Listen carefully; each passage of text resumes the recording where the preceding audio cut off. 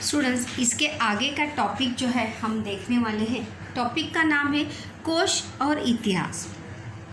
कोश और इतिहास में क्या फ़र्क है, क्या समानता है, ये जो है हम इस टॉपिक में देखने वाले हैं। इतिहास, कोश और इतिहास, ये टॉपिक का नाम है। इतिहास विषय और कोश में वस्तुनिष्ठता को महत्व होता है। वस्तुनिष्ठता यानी एग्जैक्ट। वस्तुनिष्ठ प्रश्न देखो होते हैं, रिक्त स्थान के होते हैं, जोड़ी मिलाओ के होते हैं, एक शब्द के उत्तर होते हैं। उनका उत्तर जो है हमें एक शब्द में ही अपेक्षित है। अगर हम पूरा लाइन लिख देंगे या 2 लाइन लिख देंगे या तो वो हमारा उत्तर जो है वो क्या हो जाता है, रॉन्ग हो जाता है। उसी को कहा जाता है वस्तुनिष्ठता, मतलब एग्जैक्टनेस, एक्यूरेनेस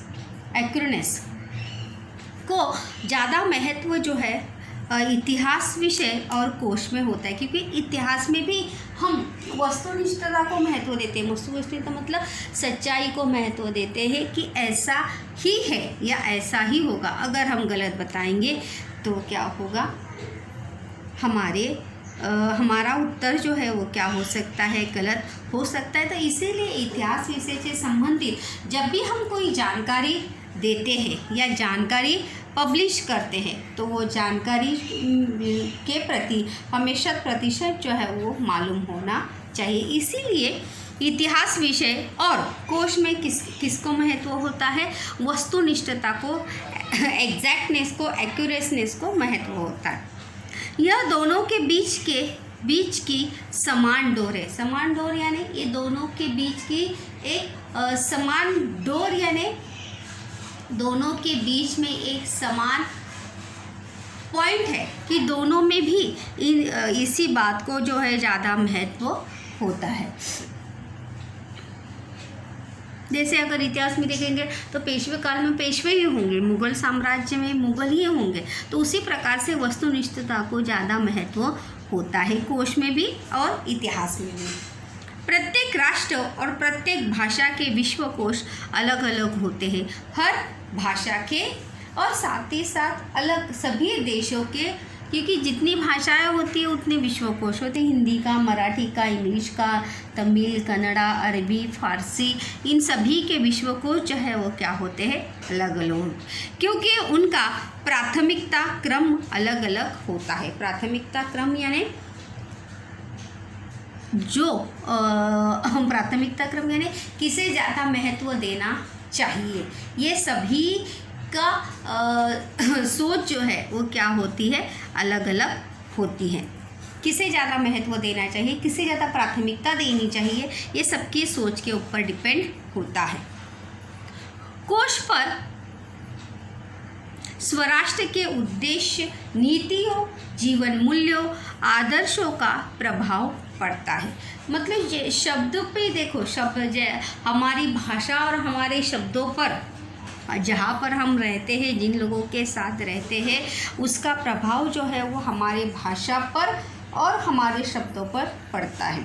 उसी के साथ साथ जाहिर सी बात है कि कोश पर भी स्वराष्ट्र के उद्देश्य, नीतियाँ, मतलब जिस देश का वो कोश है उस देश की नीतियाँ, जीवन मूल्य, वहाँ के वैल्यूज़ यानी आदर्श का भी प्रभाव जो है वो कोशों पर हमें पड़ता हुआ दिखाई देता है। प्रश्न भी है इसमें, कोशों द्वारा राष्ट्रीय अस्मिता को जागरूक करने का प्रयास भी किया जा सकता है। राष्ट्रीय अस्मिता को मतलब हमारे देश के शब्द के बारे में, परंपराओं के बारे में जब हम उस कोश में पूरी जानकारी विस्तृत रूप से लिखेंगे तो वो जानकारी पढ़कर लोग जो है अपने देश के प्रति राष्ट्रीय प्रेम की भावना जो है उनके मन में क्या हो सकती है, जागरूक हो सकती है। और ये बहुत ही महत्वपूर्ण माध्यम है राष्ट्रीय अस्मिता यानी राष्ट्रभक्ति को जागरूक करने के लिए।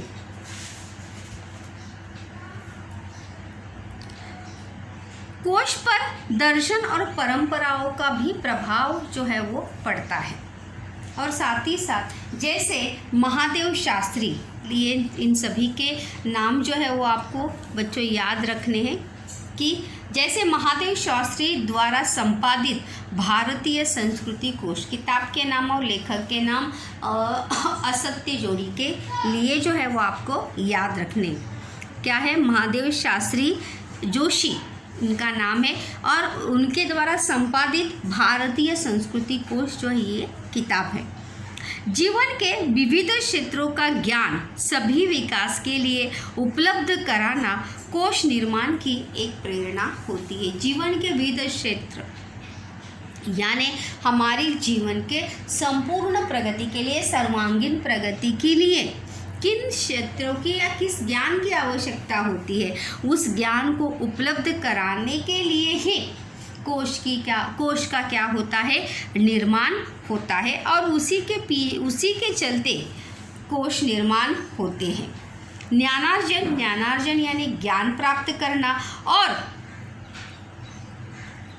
ज्ञान प्रसार को जीवन श्रद्धा मानकर कोश निर्माण के लिए व्यक्तिगत और सामूहिक स्वरूप में प्रयास किए जाते हैं। ज्ञानार्जन यानी ज्ञान प्राप्त करने के लिए, और साथ ही साथ ज्ञान का प्रसार करने के लिए भी जीवन श्रद्धा मानकर यानी अपने जीवन का वही उद्देश्य मानकर, अपने जीवन का वही उद्देश्य बनाकर जो है कोश निर्माण के लिए व्यक्तिगत और सामूहिक रूप में जो है वो प्रयास किए जाते हैं। मतलब जन जागृति करने के लिए, लोगों में जागृति लाने के लिए। अतः कोश को समाज का गौरव चिन्ह मानना चाहिए, और इसीलिए कोश को जो है किसका गौरव चिन्ह मानना चाहिए, सम्मान चिन्ह मानना चाहिए, समाज का चिन्ह मानना चाहिए, क्योंकि कोश में जो है समाज जो है वो प्रतिबिंबित होता है, इसीलिए वहाँ पर जो है उसे सम्मान चिन्ह मानना चाहिए। कोश रचना में समाज की प्रज्ञा और प्रतिभा की प्रतिनिधिक अभिव्यक्ति देखने को मिलती है। प्रज्ञा और प्रतिभा यानी समाज की छवि, और प्रतिभा यानी कुशलता जो है हमें वहाँ पर कोश रचना में देखने को मिलती है। जितने आपके अंदर प्रतिभा होगी, ज्ञान होगी, उतना ही ज्ञान मतलब उतना जो है आपके कोश में जो है दूसरों को देखने मिलेगा। यहाँ पर देखिए, क्या आप जानते हैं भी हम यहाँ पर देखते हैं, इसके ऊपर भी आधारित प्रश्न आते हैं कभी कभी। पश्चिम देशों में नेचुरल हिस्ट्री ईस्वी सन की प्रथम शताब्दी, यह प्रथम पिल्ली द्वारा रचित कोश। ये चाहे तो असत्य जोड़ी के लिए भी आपको आ सकता है। नेचुरल हिस्ट्री यह प्रथम पिल्ली द्वारा, लेखक कौन है इसके, पिल्ली, प्रथम पिल्ली। उसके बाद अगर देखेंगे तो 18वीं शताब्दी का फ्रेंच विश्वकोश जो डिडेरा द्वारा लिखित है, यह महत्वपूर्ण कोश के नाम से जो है वो जाना जाता है। ये भी असत्य जोड़ी के लिए याद रखना है। इंसाइक्लोपीडिया ऑफ ब्रिटानिका, यह विश्वकोश सबसे पहले 1767 ईस्वी सन में प्रकाशित हुआ, और यह कोश निर्माण की प्रगति यात्रा में जो है बहुत ही महत्वपूर्ण चरण यानी बहुत ही महत्वपूर्ण कदम, महत्वपूर्ण मुकाम जो है वो माना जाता है। उसके बाद संस्कृत भाषा में निघंटु, धातु पाठ जैसे शब्दकोशों की परंपरा जो है वो क्या प्राचीन समय से हमें देखने को मिलती है। और मध्य युग में महानुभाव पंथियों की कोश रचना, छत्रपति शिवाजी महाराज कार्यकाल में देखो कोश जो है शब्द से संबंधित भी होते हैं, और जैसे हमने प्रकार में देखे थे चरित्र कोश वगैरह, तो चरित्र कोश में जो है उस समय की पूरी जानकारी जो है हमें देखने को मिलती है। शिवाजी महाराज के समय कार्यकाल में बनाया गया राज व्यवहार कोश जो है ये महत्वपूर्ण माना जाता है। इसके बाद पॉइंट हम देखने वाले हैं बच्चों, वो पॉइंट का नाम है कि इतिहास विषय से संबंधित कोश किसे कहेंगे। देखिए, इतिहास के विषय की कोश परंपरा जो है वो समृद्ध है मतलब हर तरीके से क्या है, परिपूर्ण है। इसमें कोई किसी भी प्रकार की कमी या खामी जो है वो हमें देखने को मिलेगी नहीं। यहाँ पर लेखकों के नाम और किताब के नाम जो है आपको देखने हैं, अंडरलाइन करने आपके पास किताब होगी तो। रघुनाथ भास्कर गोडबोले द्वारा रचित भारतवर्षीय प्राचीन ऐतिहासिक कोश। देखो, रघुनाथ भास्कर गोडबोले ये लेखक है और उनके किताब का कोश का नाम क्या है, प्राचीन ऐतिहासिक कोश, आद्य कोश यानी शुरुआत का। भारतवर्षीय प्राचीन ऐतिहासिक कोश में प्राचीन काल के व्यक्तियों और स्थानों का अंतर्भाव है। अंतर्भाव यानी समावेश जो है, उस समय के व्यक्ति और स्थान यानी जगह का समावेश जो है हमें उनके कोशों में देखने को मिलता है। इस कोश में भारतवर्ष में पहले हमारे बीच जो जो विख्यात लोग हुए उनका, उनकी पत्नियां, उनके पुत्र, उनके धर्म, उनके देश, मतलब उनसे संबंधित पूरी जानकारी जो है हमें भारत प्राचीन ऐतिहासिक कोश में जो है वो हमें प्राप्त हो सकती है। मतलब सांस्कृतिक, पारिवारिक, आर्थिक, राजनीतिक परिस्थिति जो है वहाँ पर हमें जो है वो देखने को उस कोश में मिल सकती है। देखो यहाँ पर दिया भी है, देश और राजधानियाँ तथा उन देशों की नदियाँ, मतलब प्राकृतिक परिस्थिति का भी वर्णन हमें उस कोश में देखने को मिल सकता है। पर्वत इत्यादि सहित जो इतिहास है वह इसमें दिया गया है। मतलब रघुनाथ भास्कर गोडबोले इन्होंने जो कोश लिखा है उस कोश में जो है ये हमें पूर्णतः जानकारी जो है वहाँ पर प्राप्त हो सकती है। उसके बाद दूसरे लेखक जो है वो हमारे श्रीधर वेंकटेश केतकर द्वारा रचित, याद रखिए,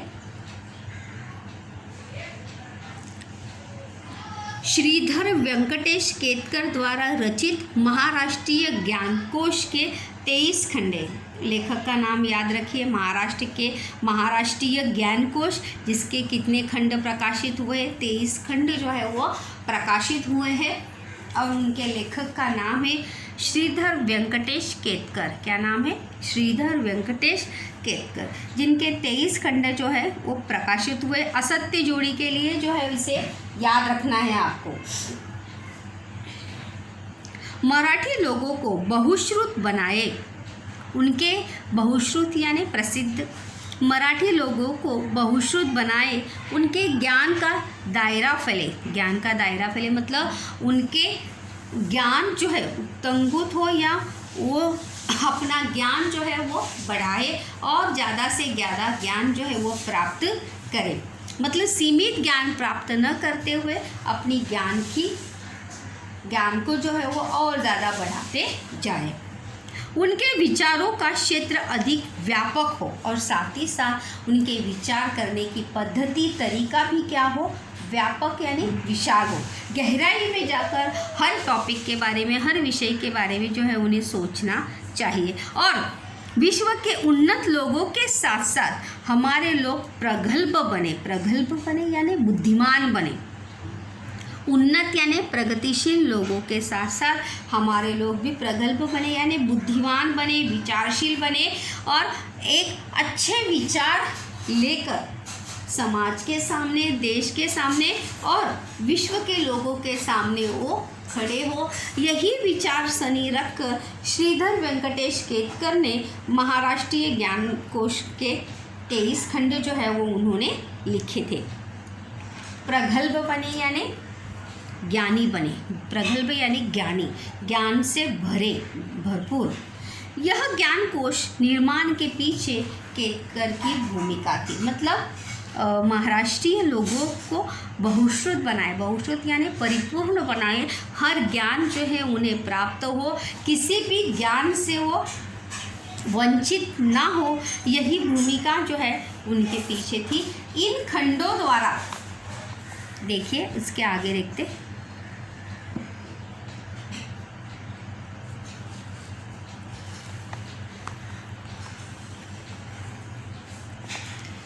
खंडों द्वारा केतकर ने व्यापक इतिहास की प्रस्तुति की और इसके बाद महत्वपूर्ण कोश अर्थात भारतीय चरित्र को सिद्धेश्वर शास्त्री चित्रा, ये भी याद रखिए असत्य जोड़ी के लिए, भारतवर्षीय चित्रकोश या भारतीय चरित्र कोश, ये किसने लिखा है? सिद्धेश्वर शास्त्री चित्रावली। किसने लिखा है? सिद्धेश्वर शास्त्री चित्रावली। देखिए, सिद्धेश्वर शास्त्री चित्रा और भारतवर्षीय चरित्र कोश, ये असत्य जोड़ी के लिए जो है वो आपको अवश्य याद रखना है बच्चों। इसमें विश्वकोश में बहुत सारे लेखकों के और किताबों के नाम जो है यहाँ पर आए हैं। इसके बाद का महत्वपूर्ण कोश अर्थात भारतवर्ष चरित्र कोश, सिद्धेश्वर शास्त्री चित्राव ने भारतीय चरित्र कोश मंडल की स्थापना कर उसके द्वारा भारतवर्षीय प्राचीन चरित्र कोश 1932 में शुरू किया। उसके बाद भारतवर्षीय मध्ययुगीन चरित्र कोश 1937 में, भारतवर्षीय अर्वाचीन चरित्र कोश जिसकी लेखन जो है कब हुआ था? 1946। इन 3 चरित्र कोशों का संपादन करके प्रकाशित कराया गया। मतलब तीनों कालखंड की जानकारी जो है ये हमें एक ही चरित्र कोश में जो है हमें देखने को प्राप्त हो सकती है और उसके माध्यम से हमें तीनों युगों की, तीनों कालखंड की, यानी कि प्राचीन, मध्ययुगीन और अर्वाचीन, इन तीनों कालखंड की जानकारी जो है हमें भारतवर्षीय चरित्र कोश में प्राप्त हो सकती है। इन कोशों का अनुमान करने के लिए, अनुमान यानी इवैल्यूएशन, प्राचीन चरित्र कोश में अंकित विवरणों को देखा जा सकता है। इस कोश में श्रुति, स्मृति, सूत्र, वेदांग, उपनिषद, ये सब वेदों के नाम हैं। पुराण तथा जैन एवं बौद्ध साहित्य में निर्देशित व्यक्तियों की जानकारी जो है आपको भारतवर्षीय चरित्र कोश में जो है वो देखने को मिल सकती है। चरित्र कोश में जो है यहाँ पर टिप्पणी के लिए भी याद रखना है। देखो आपको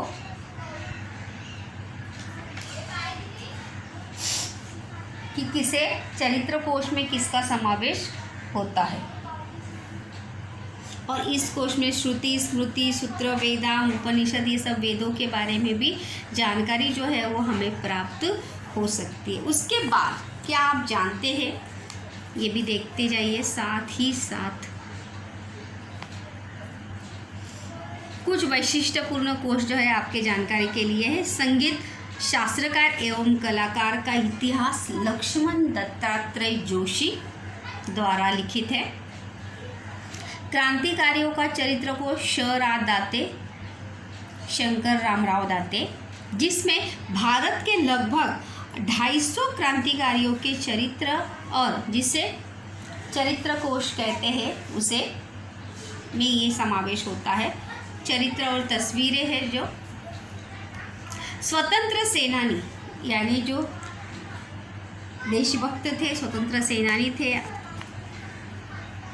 चरित्र कोश, इनमें इस कोश में स्वतंत्रता युद्ध में प्रत्यक्ष प्राणदंड, बंदी गृह भोगे हुए, जैसे स्वतंत्र वीर सावरकर हो गए, ऐसे बहुत सारे स्वतंत्र सेनानी जो है वो सज़ा प्राप्त किए थे, बंदी गृह में थे।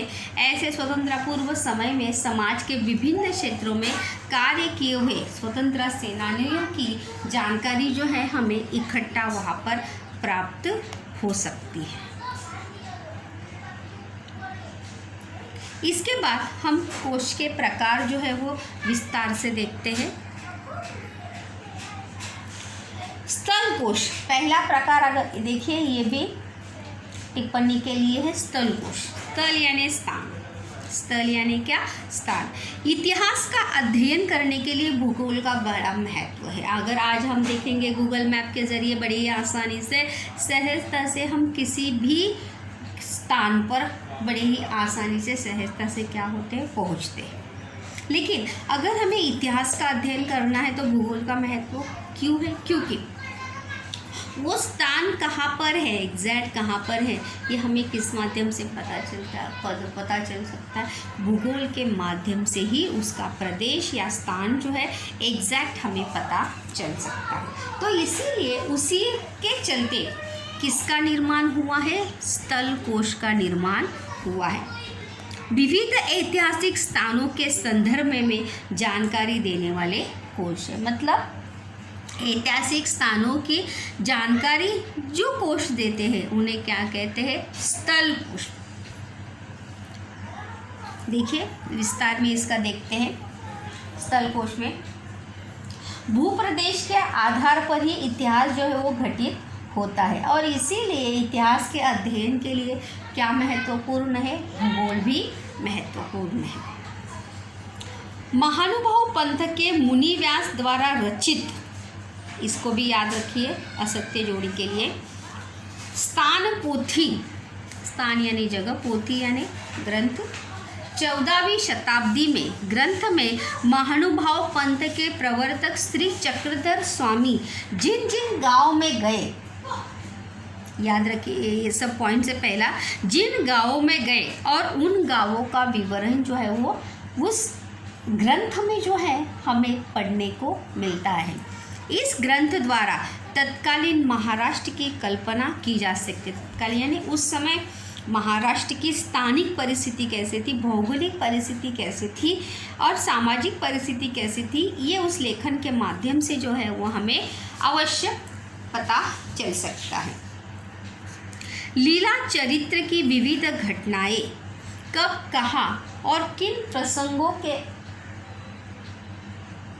आधार पर, लीला चरित्र भी एक किताब का नाम है, देखिए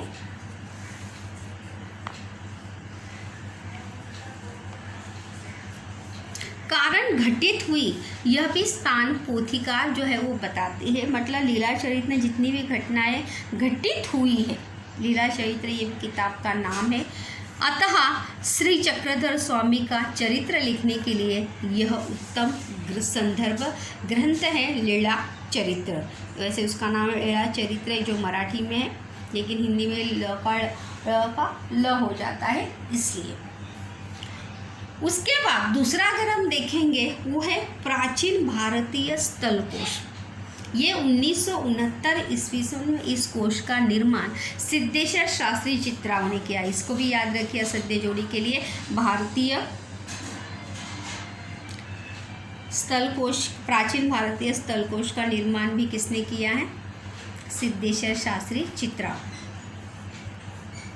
इस कोश में वैदिक साहित्य, कौटिल्य अर्थशास्त्र, चाणक्य नीति जिसे कहते हैं, पाणिनि का व्याकरण ये किताब के सभी नाम हैं, वाल्मीकि रामायण, महाभारत, पुराण, मध्ययुगीन संस्कृत और शब्दकोश साहित्य तथा फारसी, जैन, बौद्ध, ग्रीक और चीनी साहित्य में उल्लिखित भौगोलिक स्थान की जानकारी जो है इस भारतीय प्राचीन स्थलकोश में हमें देखने को मिलती है। मतलब ये सभी इन किताबों में, इन ग्रंथों में जो जो कहानियाँ या प्रसंग बताए गए हैं वो स्थानों के बारे में, उन भौगोलिक स्थानों के बारे में पूरी जानकारी जो है वो हमें प्राचीन भारतीय स्थलकोश के माध्यम से जो है बड़े आसानी से प्राप्त हो सकती है। बच्चों हम दूसरा देखने वाले हैं वो है विश्वकोश। ये भी अवधारणा के लिए, टिप्पणी के लिए प्रश्न है। विश्वकोश किसे कहते हैं? महाराष्ट्र के प्रथम मुख्यमंत्री यशवंतराव चव्हाण 1960 में महाराष्ट्र राज्य साहित्य तथा संस्कृति मंडल नामक संस्था की जो है उन्होंने स्थापना की। ये उसका पहला पॉइंट है। विश्वकोश महाराष्ट्र राज्य के प्रथम मुख्यमंत्री जो यशवंतराव चव्हाण थे, उन्होंने महाराष्ट्र राज्य साहित्य मंडल, संस्कृति मंडल की स्थापना की और इस संस्था की स्थापना का उद्देश्य जो था क्या था, सिर्फ मराठी भाषा तथा साहित्य के विकास के लिए मराठी विश्वकोश के निर्माण को क्या देना, प्रोत्साहन देना। यहाँ पर इसको भी अंडरलाइन करिए। तीसरा पॉइंट है ये कि तर्क तीर्थ लक्ष्मण शास्त्री जोशी ने के मार्गदर्शन में विश्वकोश का निर्माण किया गया है। इसको भी याद रखिए, असत्य जोड़ी के लिए क्या नाम है? तर्क तीर्थ लक्ष्मण शास्त्री जोशी। इनके मार्गदर्शन में जो है विश्वकोश का निर्माण किया गया है और इन कोशों में विश्व भर का ज्ञान सार रूप में लाया गया है और इतिहास विषय से संबंधित महत्वपूर्ण विवरण इसमें अंकित है। अंकित यानी सम्मिलित किए गए। दूसरा है भारतीय संस्कृति कोश। ये भी हमें टिप्पणी के लिए है। भारतीय संस्कृति कोश किसे कहते हैं? महादेव शास्त्री जोशी, इसे भी याद रखिए। किताब का नाम है भारतीय संस्कृति कोश और इनके लेखक है महादेव शास्त्री जोशी। के संपादकत्व में भारतीय संस्कृति कोश के कितने खंड प्रकाशित हुए थे? 10 खंड बनाए गए थे और इन कोशों में असेतु हिमाचल जैसे भारत का इतिहास, भूगोल, भिन्न भिन्न भाषाई लोग इनके द्वारा रचा गया इतिहास, तीज त्योहार, मतलब अगर हम यहाँ पर देखेंगे तो भारत की सांस्कृतिक, ऐतिहासिक और भौगोलिक परिस्थिति का लेखन जो है, उल्लेख जो है वो भारतीय संस्कृति कोश में हमें देखने को मिलता है, जिसका लेखन जो है वो किसने किया है? महादेव शास्त्री जोशी ने किया है। अगला है संज्ञा कोश। संज्ञा यानी परिभाषा, डेफिनेशन। व्हाट द डेफिनेशन, हर चीज़ की क्या होती है? डेफिनेशन होती है। जैसे संज्ञा किसे कहते हैं? नाम यानी संज्ञा। देखिए इतिहास में किसे संज्ञा कोश कहते हैं? संज्ञा कोश भी हमें टिप्पणी के लिए है, बात याद रखिए बच्चों। हर एक पॉइंट जो है यहाँ पर टिप्पणी के लिए है। संज्ञा कोश जो है वो किसे कहेंगे? किसी भी विषय का अध्ययन करते समय अनेक शब्द ऐसे आते हैं। इतिहास की संज्ञाएं अथवा अवधारणाएं अलग अलग कर उन्हें स्पष्ट और समझाकर बताने वाले कोश इतिहास में जो है तैयार किए गए हैं। मतलब हर शब्द का अर्थ जो है वो अलग अलग भाषा में क्या होता है? अलग होता है और इन्हीं अर्थ, सही अर्थ जानने में क्या होती है? भ्रांति या भ्रम निर्माण होता है। तो उसी भ्रम को दूर करने के लिए संज्ञा कोश का निर्माण जो है वो किया गया है। इतिहास में किए जाते हैं और अध्ययनकर्ताओं को इसका उपयोग होता है। इतिहास विषय के अध्ययनकर्ताओं को कोश निर्माण कार्य में भरपूर अवसर जो है वो उपलब्ध है और किसी विषय से संबंधित कोश हो तो उसके बारे में जानकारी जो है वो प्राप्त होने के लिए, जैसे हमें द्वंद्ववाद देखा था, तो द्वंद्ववाद इस शब्द का सही अर्थ संज्ञा कोश में जो है हमें अवश्य देखने को मिल सकता है। उसे इतिहास से जोड़ना जो है वो आवश्यक होता है। प्रत्येक विषय का अपना इतिहास होता है। हर विषय का जो है, हर किसी का जो है हिस्ट्री पास्ट होता है और आज का दिन इतिहास में जो है वो हमेशा कन्वर्ट जो है वो होता है। इतिहास के अध्ययनकर्ता कोशों के अध्ययन द्वारा घटना कोश, दिन विशेष, व्यक्ति और कोश मंडल, कोश, संज्ञा कोश, स्थान कोश आदि कोश तैयार करने में सहभागी बन सकते हैं और साथ ही साथ इसके माध्यम से हम जो है अपना 9वां चैप्टर जो है यहाँ पर हम खत्म कर चुके हैं। यहाँ पर 9वां चैप्टर जो है हमारा समाप्त हुआ है। संज्ञा कोश यानी पाठकों को और अध्ययन को जो पढ़ाई करते हैं उनको जो है किसी शब्द का अर्थ जानने में परेशानी या कठिनाई ना हो, वो अर्थ जान प्राप्त कर सके, पता उन्हें हो, इसलिए संज्ञा कोश की निर्मिति जो है वो हुई है। और इस पाठ्य अंत में देखिए, इस पाठ्य पुस्तक का अध्ययन करने के पश्चात आपके ध्यान में आया होगा कि इतिहास विषय में प्रवीणता प्राप्त करें आप अनेक क्षेत्रों में व्यवसाय के अवसर जो है वो उपलब्ध हो सकते हैं। मतलब इतिहास से जुड़े ही बहुत सारे आपको प्रोफेशन जो है उपलब्ध हो सकते हैं, जो हर चैप्टर के अंतिम में हमने व्यवसाय का टॉपिक जो है वो देखा है कि व्यवसाय के क्षेत्र जो है उस टॉपिक से रिलेटेड कौन से हैं, और इसी के अनुसार जो है आप उसको अपनी रुचि के अनुसार, आपकी पसंद के अनुसार उसे ज़रूर चुनकर भविष्य में आप अपना जो है वहाँ पर प्रोफेशन उसे बना सकते हैं। इस प्रकार से हमने 9वां चैप्टर जो है यहाँ पर समाप्त किया है, ऐतिहासिक धरोहरों का संरक्षण। मतलब यहाँ पर इस पाठ के माध्यम से हमारे देश में बहुत सारी ऐतिहासिक धरोहरें हैं कि जिनका संरक्षण, प्रबंधन और संवर्धन करने की जिम्मेदारी जो है हर एक देश के हर एक प्रत्येक नागरिक की है, और उस जिम्मेदारी को हर एक व्यक्ति को बखूबी निभाना चाहिए। धरोहर यानी संपत्ति, संपदा, जो ऐतिहासिक संपदा है उस संपदा को हमें संजो कर संभाल कर रखने की आवश्यकता है, उसका संवर्धन और संरक्षण करने की आवश्यकता है, और सरकार के साथ साथ हर व्यक्ति की वो नैतिक जिम्मेदारी है कि वो उसका संरक्षण अवश्य करे।